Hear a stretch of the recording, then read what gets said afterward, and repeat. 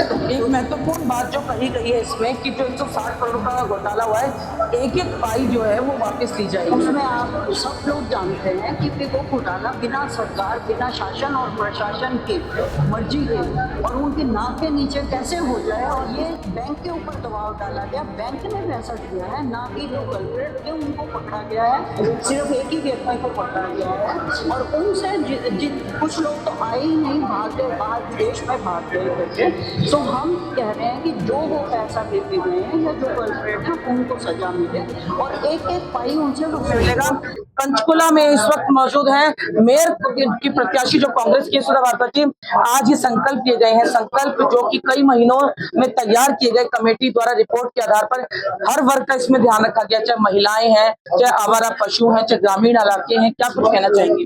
देखिए, इसमें जो मुद्दे थे सभी से एक कमेटी बनाई गई पंचकुला में और सभी से, सभी वार्ड से हर मुद्दे लिए गए कि क्या क्या प्रॉब्लम है, जनता कौन सी प्रॉब्लम फेस कर रही है, तो हम उसका निवारण करें।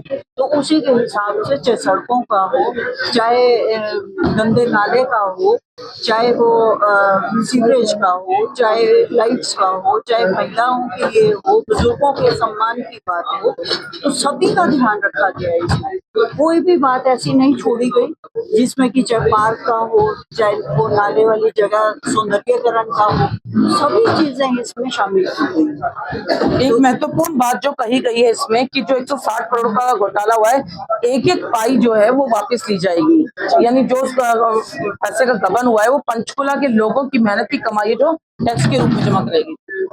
देखिए, जो ये 160 करोड़ का घोटाला हुआ है उसमें आप सब लोग जानते हैं कि वो घोटाला बिना सरकार, बिना शासन और प्रशासन की मर्जी के और उनके नाक के नीचे कैसे हो जाए और किस तरह से ये हो जाए। बैंक के एम्प्लॉइज भी उसमें शामिल है और ये बैंक के ऊपर दबाव डाला गया। बैंक ने पैसा दिया है, ना कि जो कल्प्रिट थे उनको पकड़ा गया है। सिर्फ एक ही व्यक्ति को पकड़ा गया है और उनसे जिन कुछ लोग तो आए ही नहीं, भाग गए बाहर, विदेश में भाग गए करके। तो हम कह रहे हैं कि जो वो पैसा लेते गए हैं या जो कल्प्रिट है उनको सजा मिले और एक-एक पाई उनसे वसूल हो। जी, महिला आरक्षण को लेकर भी जो है बीजेपी जिस तरीके से उनका सदन में बिल गिर गया, आपको लगता है उनकी मंशा इसमें ठीक नहीं थी, इसी वजह से कांग्रेस या अन्य सहयोगी दलों ने उनका साथ नहीं दिया?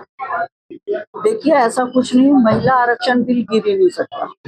10 बार मैं कह चुकी हूँ इस बात को कि महिला आरक्षण बिल जो है वो कानून बन चुका है, वो गिर नहीं सकता। जब लागू ही नहीं हुआ तो गिरने की बात ही नहीं आ सकती उसकी।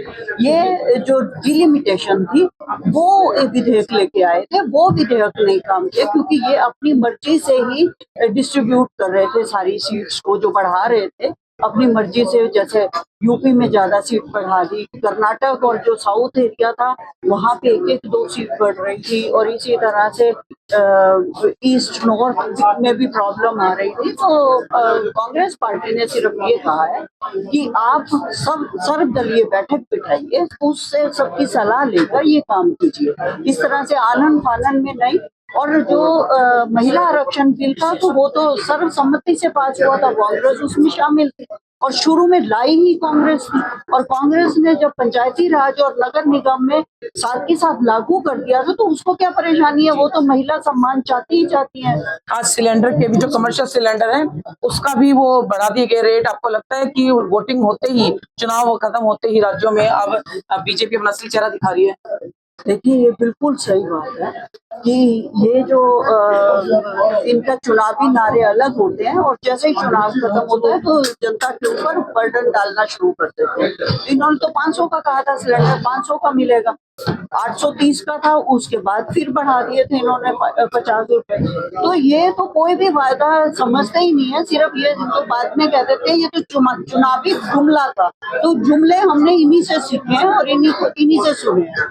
जी, ये है हमारे साथ पंचकुला से कांग्रेस की मेयर प्रत्याशी सुधा भारद्वाज, जो कह रही हैं कि भारतीय जनता पार्टी कभी भी जनता से सरोकार नहीं रख पाई, चाहे वो सिलेंडर के दाम बढ़ाने को लेकर है, चाहे महिला आरक्षण का मुद्दा है या चाहे कोई अन्य मुद्दा है। इन तमाम ऐसे मुद्दों में उन्होंने साफ तौर पर भाजपा पर निशाना साधा है कि वो कभी भी आम आदमी लोगों के साथ, आम जनता के साथ मिलकर नहीं चल पाई। पंचकुला से मेरे सहयोगी अक्षय के साथ पंजाब केसरी टीवी के लिए मैं उमंग शरान। हमसे जुड़े रहने के लिए हमारे YouTube चैनल को सब्सक्राइब करें और नई वीडियो की नोटिफिकेशन के लिए बेल आइकॉन को दबाएं। अगर आप ये वीडियो फेसबुक पर देख रहे हैं तो लाइक जरूर करें और ज्यादा से ज्यादा शेयर करें। धन्यवाद।